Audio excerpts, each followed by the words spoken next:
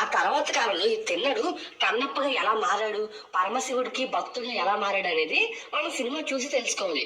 Okay, cinema first half అంతా కూడా అసలు మనకి స్టోరీలోకి తీసుకెళ్తారు భయ్య. అసలు ఆ 5 తెగల గురించి చూపించడం, తిన్నడు ఎవరు, అతని ఫ్యామిలీ బ్యాక్ డ్రాప్ ఏంటి, ఆ తర్వాత తిన్నడి లవ్ స్టోరీ, ఇంకా మళ్ళీ ఆ ఒక లింగం ఉంటుంది, ఆ లింగం చుట్టూ కొన్ని ఫైట్ సీన్స్ అయితే ఉంటాయి. ఫస్ట్ హాఫ్ లో మనకి ఎక్కువగా కొంచెం అంత స్టోరీ లేకపోయినా ఎక్కువ సీన్స్ పెట్టి మొత్తానికి ఏదో అయితే మేనేజ్ చేశారు. సెకండ్ హాఫ్ లోనే అసలు స్టోరీ ఉంటది అనమాట. అంటే ప్రభాస్ ఎంట్రీ అయినా, ఇంకా లాస్ట్ క్లైమాక్స్ అయినా, అసలు తిన్నడు దేవుడిని నమ్మని వాడు చివరికి ఎలా నమ్మాడు, తిన్నడు నుంచి కన్నప్పగా ఎలా ట్రాన్స్ఫార్మ్ అయ్యారనేది మనకి సెకండ్ హాఫ్ లోనే లాస్ట్ 1 hour లో అయితే చూపిస్తారనమాట. ఇది సినిమా స్టోరీ ప్లాట్ ఈ విధంగా అయితే వెళ్తది. ఇప్పుడు సినిమా గురించి మాట్లాడుకోవాలంటే ఫస్ట్ హాఫ్ అయితే చెప్తాను కదా, ఎక్కువగా మెయిన్ స్టోరీ మీద ఫోకస్ ఉండదు, తిన్నడి స్టోరీ మీద ఎక్కువ ఫోకస్ ఉంటది. పైగా సినిమా స్టోరీలోకి తీసుకెళ్ళడానికి కొంచెం టైం పడుతుంది. అంటే ఈ ఫీలింగ్ ని లాస్ట్ 1 hour లో అయితే వీళ్ళు క్రియేట్ చేశారు. మెయిన్ గా in that last 15 minutes episode with some nice background score.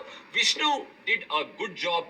Warrior గా సూపర్ గా ఉన్నాడు అని నేనైతే చెప్పను, కానీ లాస్ట్ హాఫ్ అన్ అవర్ లో మెయిన్ గా ఆ కన్నప్ప యాక్టింగ్ లో ఆ కళ్ళు ఇచ్చేటప్పుడు చేసే పర్ఫార్మెన్స్ లో ఇంప్రెసివ్ గానే చేశాడు. అండ్ మొత్తానికి ఈ సినిమాని తను కొంచెం పట్టుపట్టి ఈ రేంజ్ లో మనకి ప్రెజెంట్ చేయడానికి చాలా కష్టపడి ఆయన పర్ఫార్మెన్స్ లో కూడా లాస్ట్ హాఫ్ అన్ అవర్ లో కొంచెం మంచి పర్ఫార్మెన్స్ తోనే ఈ సినిమాను మన ముందుకి ప్రెజెంట్ చేశాడు. మోహన్ బాబు గారు కుమ్మేశారు ఆయనకి ఇచ్చిన రోల్లో. ఆయన డైలాగ్ డెలివరీ అయితే సూపర్, అందుకే ఆయన డైలాగ్ కింగ్ అంటారు అనేటట్టు ఆయన డైలాగ్ డెలివరీ ఉంది.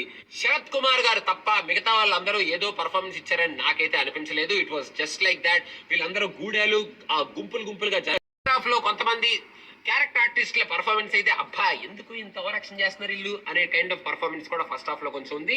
ఈ సినిమా మొత్తానికి హైలైట్ ఈజ్ మ్యూజిక్ అని చెప్పొచ్చు. ఎందుకంటే కొన్ని ఎపిసోడ్స్ లో మెయిన్ గా లాస్ట్ హాఫ్ అన్ అవర్ లో వచ్చే ఆ భక్తి రసం ఎప్పుడైతే మ్యూజిక్ కొంచెం ఎలివేట్ చేసింది, ఆ సీన్స్ ని మనకు కొంచెం ఒక మంచి ఫీల్ అయితే క్రియేట్ చేసింది అని చెప్పొచ్చు. ట్రోల్ చేసుకోవాలనుకున్న వాళ్ళకి ఈ సినిమాలో చాలా ట్రోలింగ్ మెటీరియల్ కనిపిస్తుంది. అలాంగ్ విత్ దట్ మన మంచు గారు ఇచ్చిన ఆ నోటీస్ కూడా కనిపిస్తుంది. కాబట్టి మరి వాళ్ళు ఏం చేస్తారో నాకు తెలియదు. సో నన్ను అడిగితే ఈ సినిమా యాక్చువల్ గా మన ప్రభాస్ గారి ఎంట్రీ నుంచే స్టార్ట్ అవుద్ది. ముందు వచ్చే ఎపిసోడ్స్ అన్ని మనం కంప్లీట్ గా మర్చిపోవచ్చు. సో ప్రభాస్ గారి ఎంట్రీ తర్వాత ఈ సినిమాలో ఏం జరిగింది, అసలు ప్రభాస్ గారిని ఎలా వాడుకున్నారు, అండ్ లాస్ట్ లో హాఫ్ అన్ అవర్ లో మన తిన్నడు కన్నప్పగా మారే ఎపిసోడ్, ఆ కళ్ళిచ్చే ఎపిసోడ్ ని ఎలా చూపించారు అని తెలుసుకోవాలి అనుకుంటే మిగతా సినిమా మొత్తాన్ని మీరు ఎలా కలా బేరు చేసి చూసేస్తే లాస్ట్ హాఫ్ అన్ అవర్ లో